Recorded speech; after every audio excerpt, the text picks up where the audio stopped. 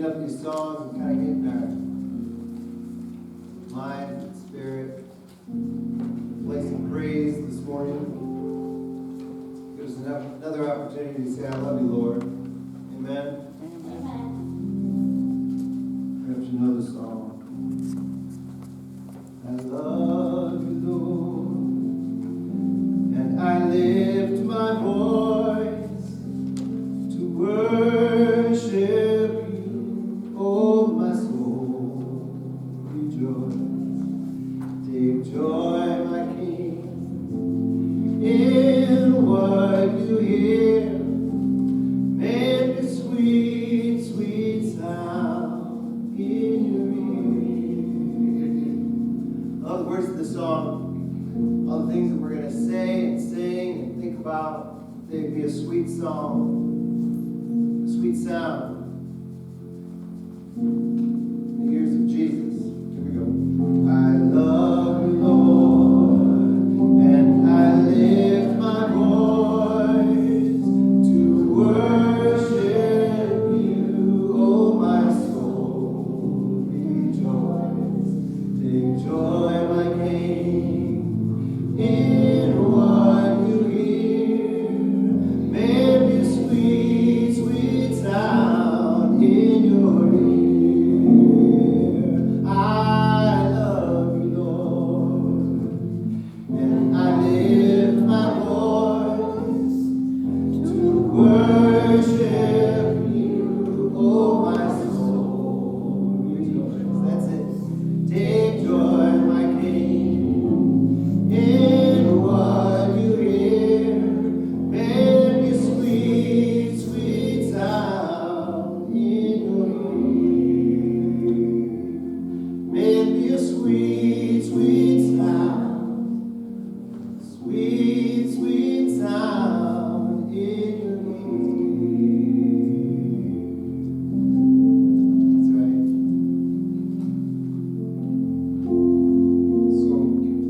Such a blessing to be able to sing again. Sing of God's love. This next song is called I Can Sing of Your Love Forever. If you'd like, you need to get your wiggles out. I invite you to stand, or you can remain seated if you'd like as well. This one goes like this. Over the mountains and the sea, your river runs with love for me, and I will open up my heart and let the healer set me free. I'm happy to be in the truth, and I will daily lift my hands, and I will always sing of when your love came down. I could sing of your love forever. I could sing of your love forever. I could sing of your love forever. I could sing of your love forever. That's it. All right. We're going to do that part again. Over the mountains and seas. Over the mountains and the sea. Your river runs with love for me. And I will open up my heart and let the healer set me free. I'm happy to be in the truth. And I will daily lift my hand. And I will always sing of when your love came down. I could sing of your love forever. I could sing of your love forever. I could sing of your love forever. I could sing of your love forever. Oh, I feel like dancing. It's foolishness, I know. And when the world has seen the light, they will dance with joy like we're dancing now.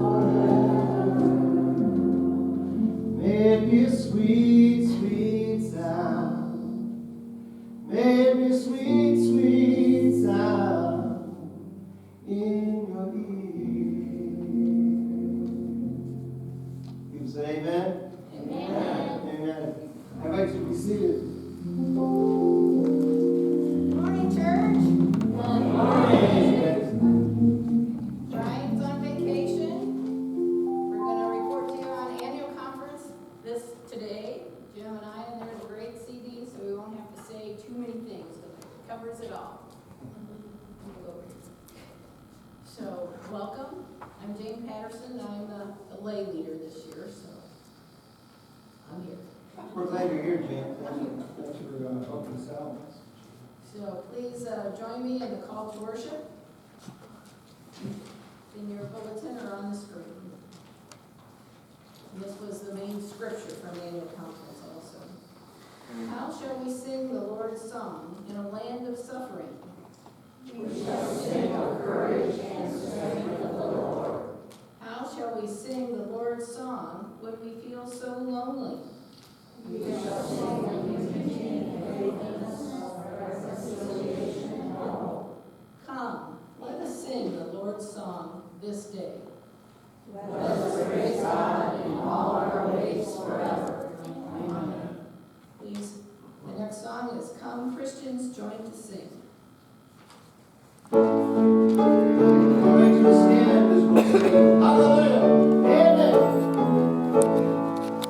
Come, Christians, join to sing. Hallelujah. Amen. All praise to Christ our King. Hallelujah. Amen. Let all with heart and voice before His throne rejoice. Praise His gracious choice. Hallelujah. Amen. Come, lift your hearts on high. Hallelujah. Amen. Let praises fill the sky. Hallelujah. Amen. He is our guide and friend. To us who condescend.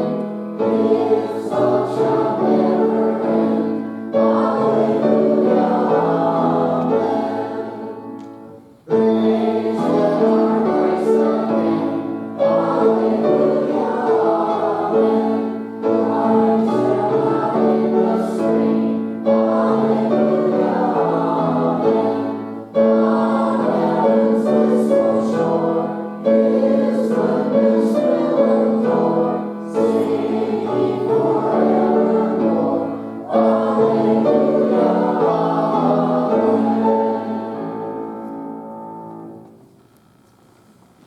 Please be seated. Our scripture this morning is from Psalm 137, verses 1 through 4. This is when the Israelites were in captivity in Babylon. Alongside Babylon's streams, there we sat down, crying because we remembered Zion. We hung up our lyres upon the trees there, because that's where our captors asked us to sing. Our tormentors requested songs of joy. Sing us songs about Zion, they said. But how could we possibly sing the Lord's song on foreign soil? Good morning. Good morning, Jim. This morning we get to watch a movie. Kind of. Yeah. Something like that. What's that? Is that substitute teacher? He's got a substitute teacher this morning. That's right, yeah. I couldn't be a sub teacher. I don't think I could. But anyway, the video that we're going to see, is our annual conference, a summary of it. It takes 38 hours of an annual conference and zips it down to 16 minutes. So you did a fascinating job. Well, we could have, but it is very well put together. Annual conference was the first week of June. And I'm going to explain the United Methodist structure to you a little bit, so maybe you have a little better understanding of how we fit into the structure. First of all, at an annual conference, each church has at least one lay member. Jane is our lay member. She gets to participate and vote and sing and whatever Jane does. And I was for the last 2 years, I've been an equalization member, which means that there's an equal amount of clergy and laity scheduled at each conference. You gotta have the same. And so there are more clergy than there are laity, believe it or not. And so They take volunteers at each district level to participate, so I've done that. The last 2 years have been a little different though. It's been virtual, which puts a whole new way, shape, and form on what we, how we do things, and that it is kind of interesting. But believe me, Jane's been here several times, and Chuck Sullivan was our lay member for several years, and I was before that. It's great to be there with people, some people that you haven't seen in a long time. You meet a whole lot of new people. That's annual conference really has a purpose. The purpose is three things: is to do business, basically, with legislation and budgets and healthcare and all that kind of stuff. That's just part of it. Part of it is celebration of what's gone on in the last year and what's going to happen in the future, and a remembrance of those clergy and clergy spouses and those that have been closely connected to the conference that have passed away.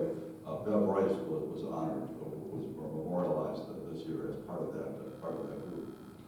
But just to give you a little understanding of how the United Methodist Church is structured and see how we fit in, there's a general conference, and that's the United Methodist Worldwide. It's called the General Conference, and they meet to do the same thing: business and remembrance and celebration and planning. They meet every 4 years. They will, because of the pandemic, that's been delayed, and so their next session will be in the late summer, early fall of 2022 in Minneapolis. But within the General Conference, there are 54 annual conferences in the United States of America. We are part of the Michigan Conference, the whole state. I'll get to that in a second.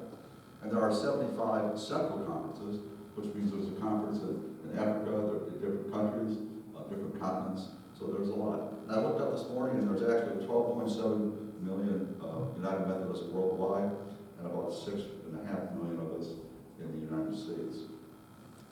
Well, within the United States, though, we have 5 jurisdictions. Surprise! And we are part of the North Central jurisdiction, which includes Michigan, Ohio, Indiana, Wisconsin, Minnesota, Illinois, Iowa, and South Dakota. There will be a little test at the end of this. So we are part of that. We are the Michigan Conference, and the Michigan Conference has only been around since January 1st of 2019. It's over several years. They tried to merge the Western Michigan Conference as part of the Michigan, along with the Detroit Area Conference, which included the UP. But for a lot of reasons, and a lot of them are financial, a lot of them are benefit related, that didn't happen until 2015, that both conferences agreed to merge. And then on January 1st of 2019, we formed the Michigan Conference. Within our conference, there are 9 districts. Currently, we're trying to reduce one. And we are the fortunate church of having been bounced back and forth between 4 of those districts over the years of our charter. In 1979, when we were chartered, we were part of the Port Huron district, which kind of makes sense, but we're on the opposite end of that, you know. Then we were there for several years, and then they moved us to the Detroit East District. Well, we're kind of on the bottom of the northern fringe of that, you know. So that was for a while. Then we went back to the renamed Port Huron District, which is called the Blue Water District. We were there for several years. And then they decided to push us back into the greater Detroit district, which is where we are right now. Our district superintendent is the Reverend Dr. Charles Boyu. He's been here 2 times, but last year our church conference was virtual, as it will be this year also. So I did that. So okay, that's it. Everybody got that memorized? What district are we in? Detroit. What conference are we in? Michigan. What jurisdiction are we in? Something central. North Central. North Central. See, I don't have There's a lot of things that go on. So, and our bishop, the Reverend David Barr, you'll see him on the video a lot. He's actually serving 2 conferences right now. He's serving Michigan, and he's serving the conference in Minnesota. I think there's probably a shortage of bishops, I guess. So, at the conclusion of the video, Jane has volunteered to answer any questions that you might have. Not that we can answer the questions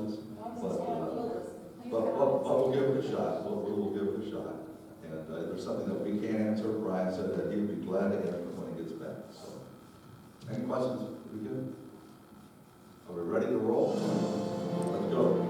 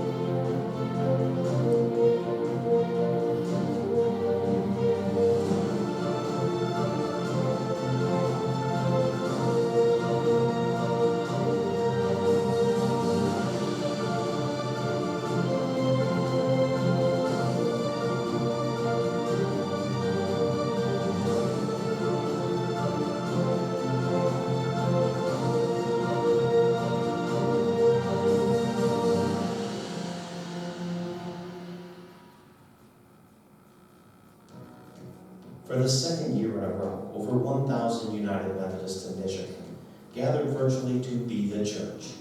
Broadcast from the Public Media Center in Lansing, Michigan, Bishop David Barr convened the 5-day, 38-hour annual conference June 1st through 5th. On Tuesday and Wednesday, legislative committees met via Zoom to consider legislation and establish a consent calendar.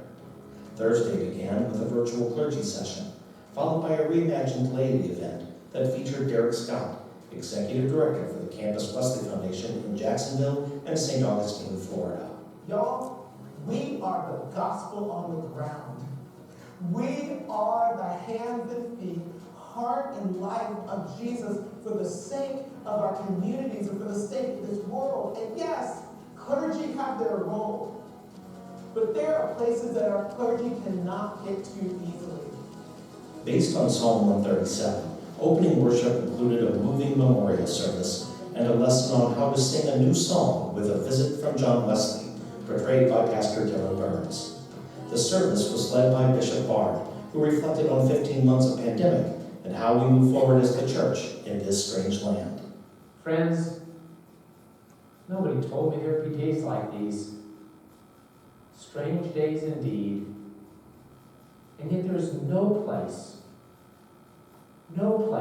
no time where we cannot sing the songs of God, strangely beautiful songs, songs that heal and free and serve justice and generate joy. And when we sing such strangely beautiful songs, when we dare to be God's strangely beautiful people, well, other kinds of strange things happen. Things that provide tiles and timbers for a city of delight, a city of joy, God's very kingdom. May it be so.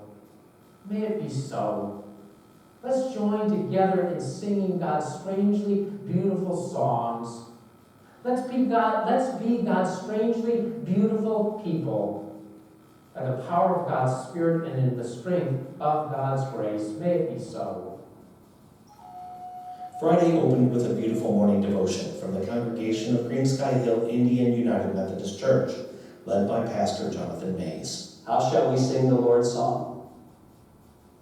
By first listening, really listening to the Lord's song in everyone else.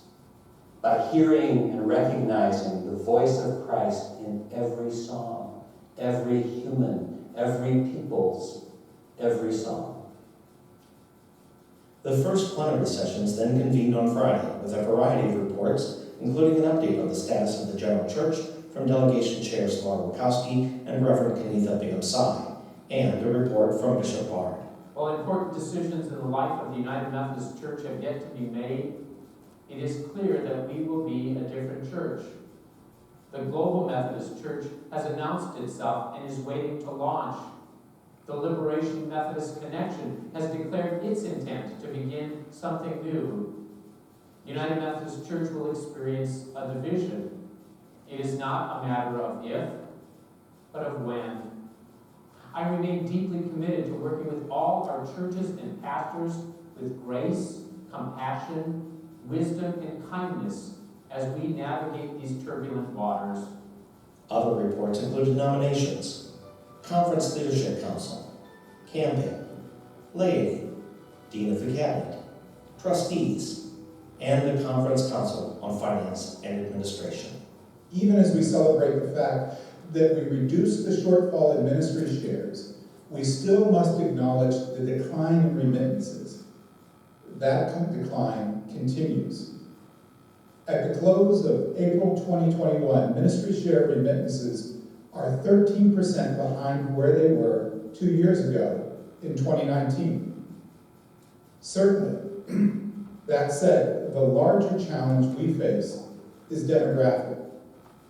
Friday's plenary also brought attention to the anti-bias, anti-racism work of the church. We have seen like never before the polarization of America. Speaking about the political and social climate in the United States has been difficult at best.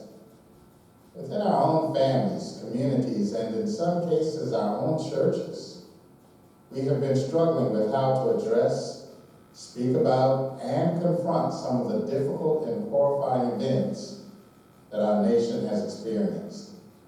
Over the past year, Bishop Bard, in collaboration with conference leaders and staff, created the Anti-Bias, Anti-Racism Working Group to provide guidance and coordination of conference-wide anti-bias and anti-racism work in collaboration with conference leaders and agencies.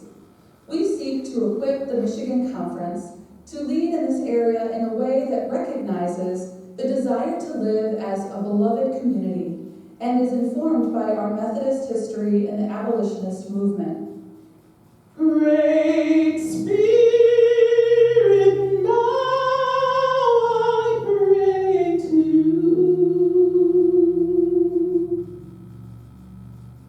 I pray now to you, Great Spirit, hear me.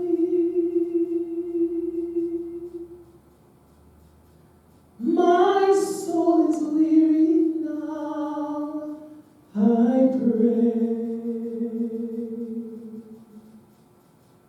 that your Spirit will dwell in me.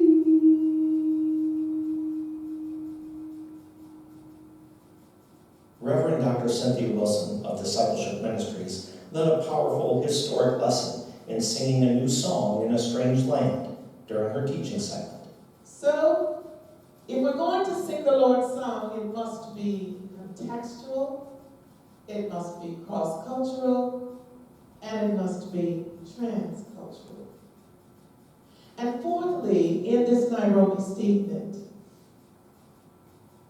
the Lutherans suggested that the Lord's song must be countercultural. Did you say that with me? Countercultural. Simply meaning that this song must be challenging what is contrary to the gospel in a given culture. The conference affirmed a historic covenant relationship with the Liberia Annual Conference, which supports in part the Bishop Judith Craig Home for Children and other ministries. Later, Reverend Benton Heisler was presented with the John Buxton Award for Creative Leadership. My personal mantra has always been, never do ministry alone. And any good that I've been able to accomplish is simply because of the generous support and unwavering commitment provided by others as we have served together. Lord, you are good and your mercy endures forever. Lord, you are good and your mercy endures forever. 요한계시록 10장 10절 말씀 구원하심이 보좌에 앉으신 우리 하나님과 어린 양에게 있도다. 아멘. Friday completed the day with joyful praise in English, Korean, Mandarin, and Cantonese from the congregation of Troy Korean United Methodist Church and English ministry pastor Reverend Anna Moon. Jesus teaches us to sing the Lord's song and that our lives become songs to the Lord that is pleasing to the Lord. So let the words of my mouth and the meditations of my heart be acceptable in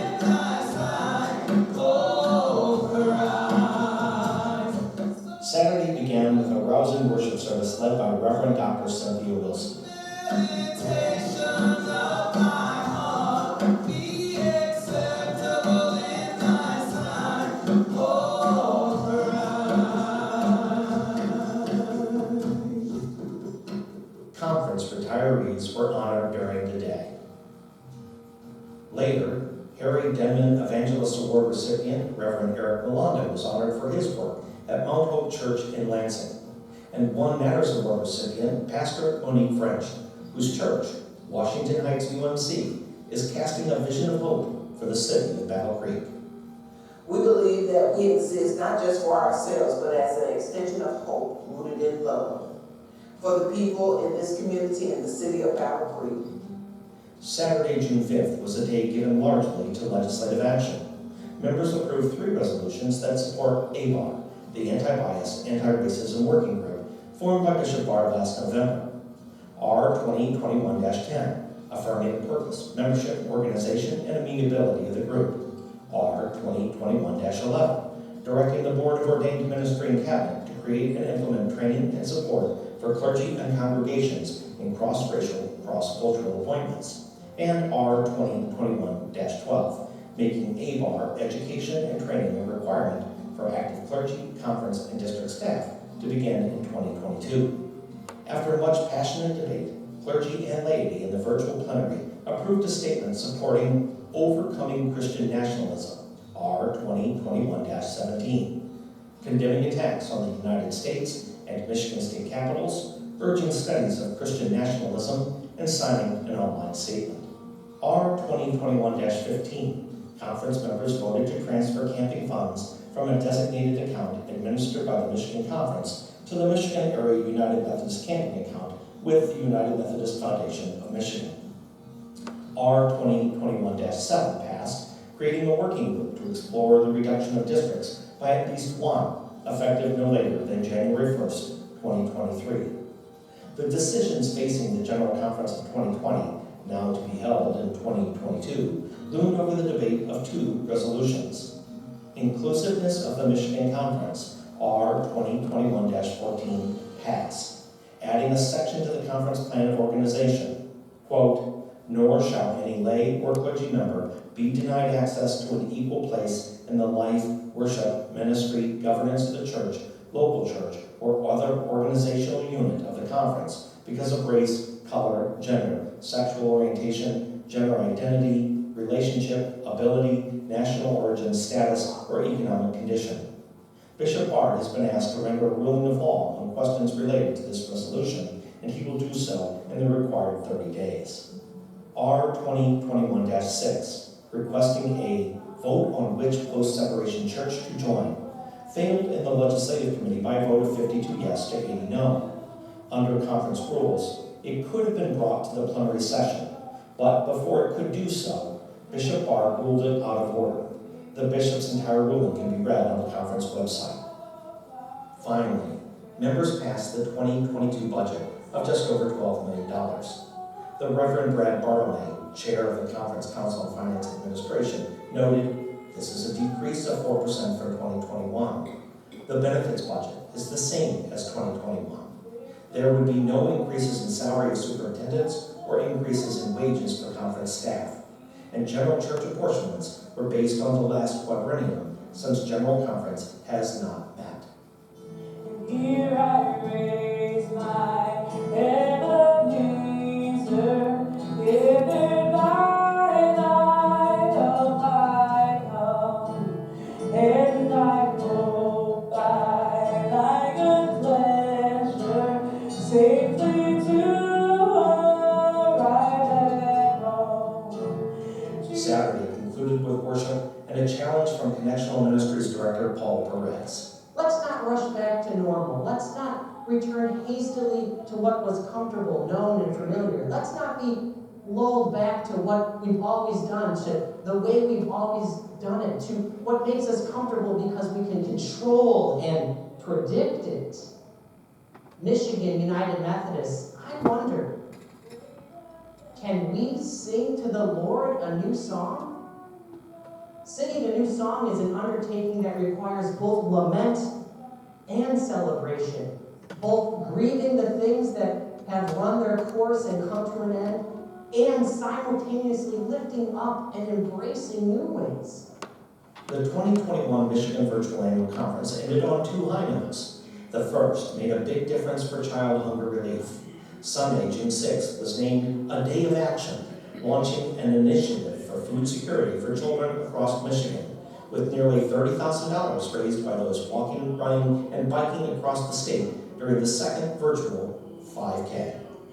And on Sunday, June 13th, a broadcast of the service for recognition, commissioning, and ordination for the classes of 2020 and 2021 was held at the Troy Historic Village, in front of a historic United Methodist Church and parsonage.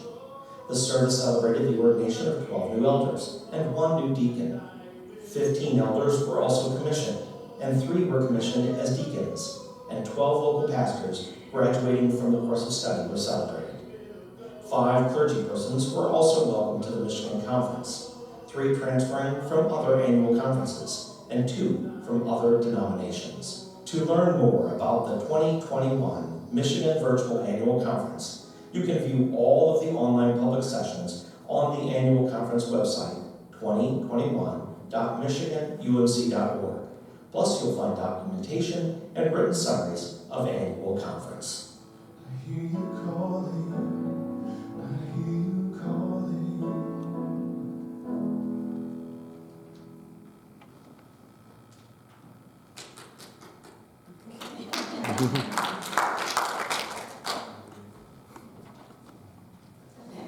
That's several days in a short period of time.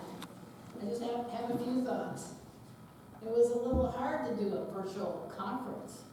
I sat in my office in front of the computer, and Bob would come in, and are you done yet? No, it's all day. It's all day. It was lonely. You missed that. Bob and I went to conference before, and there was so much excitement in the worship and seeing other old faces and new faces and just sharing with other people that celebration. But this conference accomplished the same thing. Voting was easy. You can really vote easy on Zoom, and boom, we got the results, how many yes, how many no. And discussion, you can raise your hand virtually and be recognized. Highlights for me was that the lady, that first speaker from Florida, he just had so much enthusiasm as a layperson. People had encouraged him to be ordained, and he felt that just wasn't the journey for him. So he really then became a layperson and speaks to laity, and his enthusiasm for what we as laity can do in the church was truly amazing. You know, we can do more than just fill a slot. That we can be that hands and feet of Christ. And really, the video highlighted the work of the conference, but I have a few thoughts on the state of the United Methodist Church in America. In the 1960s, the membership of the United Methodist Church was over 11 million. And today, it's like 7.6 million.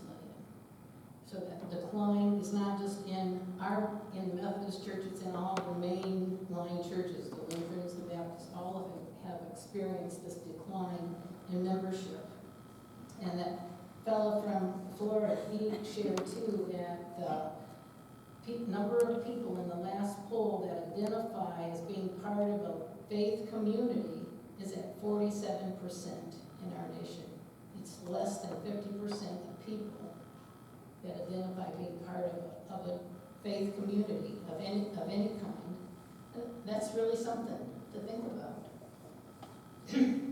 So, while in the United States the membership has gone down, in Africa and in Asian countries, membership in the United Methodist Church has increased. So we're on the decline. Parts of the rest of the world are on the increase. The United States used to be a really probably major or overwhelming part of the General Conference. Now it's about half. Our membership is about half. And the other statistic that I was looking at too was that the average age of United Methodist Church attendees has continued to grow. At one time it was 35. Now it's 57 is the age of. And so the older people so outnumber the younger people in the church as a whole. So this can be a challenge, but also an opportunity. It's a great opportunity for us. There's no better time to reach our families, our neighbors, our community. Jesus is calling us to start with our relationships, sharing our faith journey with others. Be strong and courageous. God hasn't called us to sit on the sidelines. There is hope and a future, and we can sing a new song. So are there any questions? Yes, Alex? Well, my question is, do you really have to be certified to be a laity, like go through school and stuff? No, you're a lay person. It's anybody that's not clear. I was just asking. That's fine.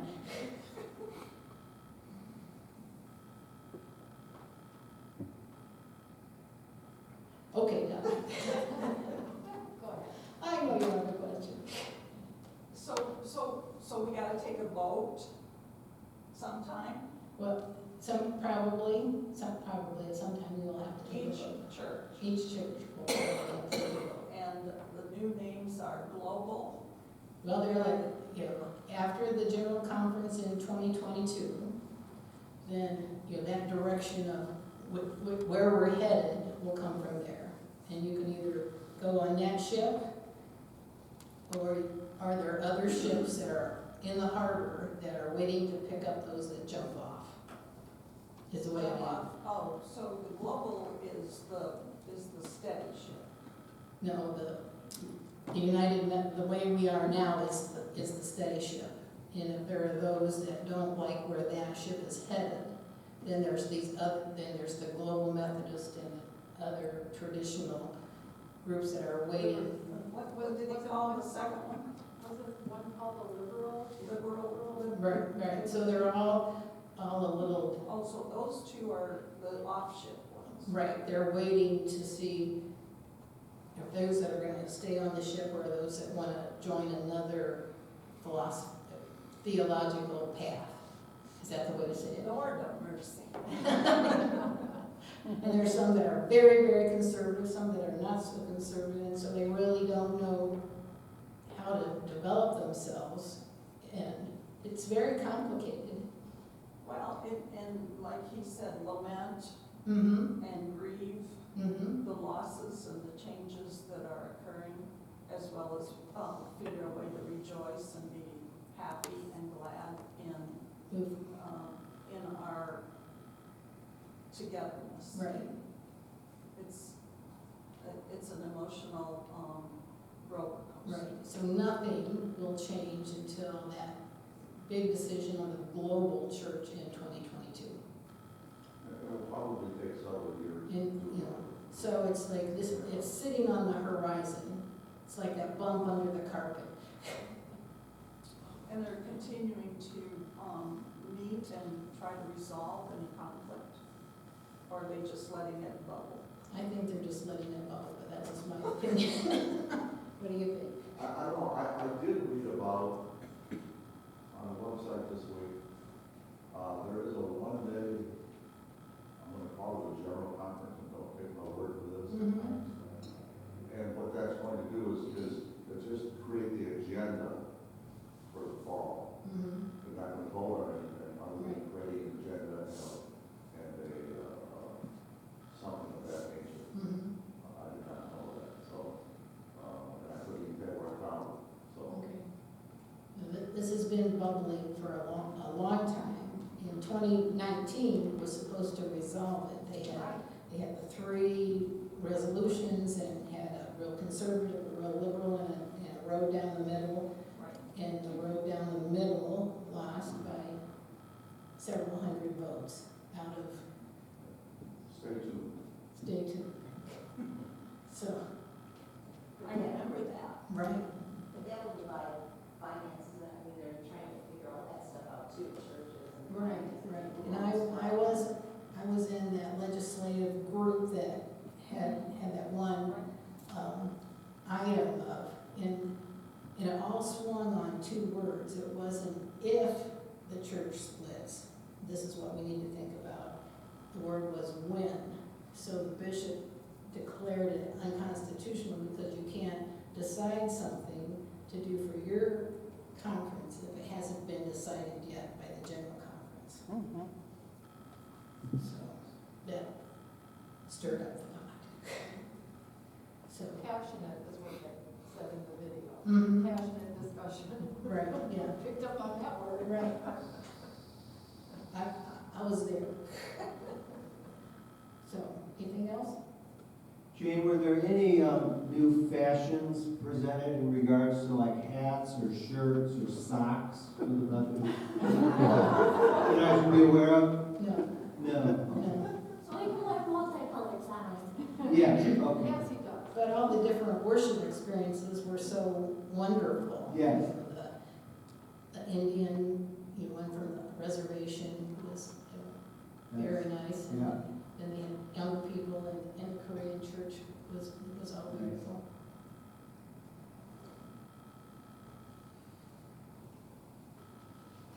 Okay. We can wrap that, it's a wrap, it's a wrap. Yeah, okay, thank I'm sorry. I said, that's Sandy, amen. Amen. you. Amen. Now we have to do prayers. I invite you to stand and we'll sing. Speaking of singing, I sing the almighty power of God. I invite you now and we'll sing that together. Then we'll do prayers.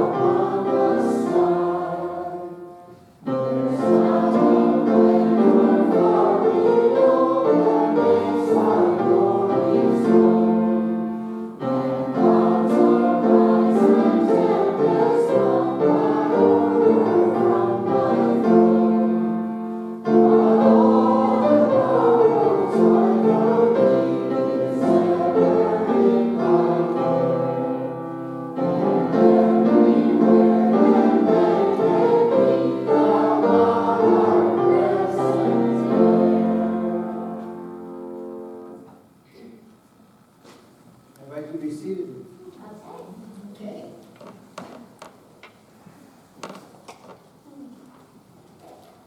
Now we come to our time of prayer. So what was the best thing about this week? What was the best thing about this week?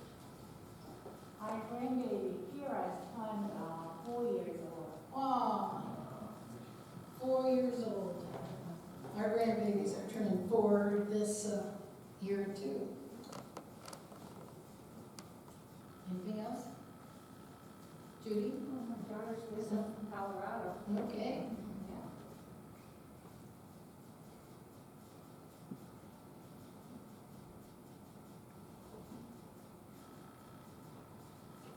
Jane, Yes. this is a simple thing, but this is related to my granddaughter. Okay. Little Miss Charlotte is still 3 years old. She'll be 4 on August 31st. And Friday when I took her home after I watched her all day, she can pump on a swing. 3-year-old, she can get herself started and, yeah, she's just pretty I amazing. saw that on Facebook. It was Yeah, amazing. She's pretty amazing, yeah. So she's a boy. And we're gonna go to Canada this week to visit all those 6 grandchildren of my daughter there. Hopefully we can get through the border. We're going for COVID testing this afternoon, so we can. And the strike was settled, so we don't have too much trouble. We'll stay for 2 weeks, we'll be gone.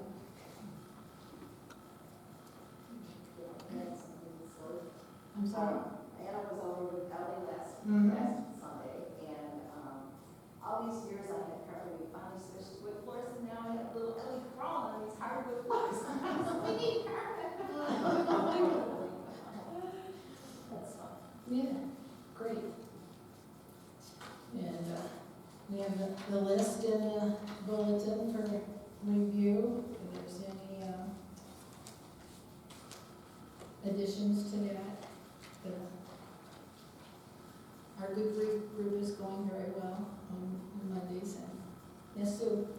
I would raise the name of Dorothy Collins to be prayed for. Dorothy is an Emmaus sister, and she's in her 90s and fell and broke her arm. I remember Dorothy very well from Emmaus Walks. In one of her talks, she shared, she was a school teacher, and she told her cohorts that she was going to a retreat weekend. And someone said to her, I didn't know you were a Christian. Oh my. That really shook her. I said, what am I doing that people can't see that?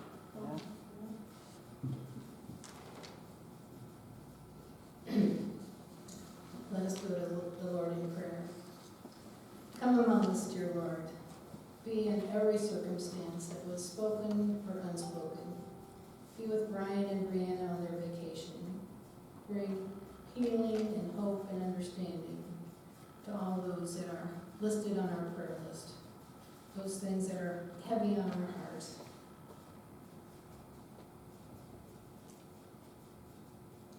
Please join me in the Lord's Prayer. Our Father, who art in heaven, hallowed be thy name.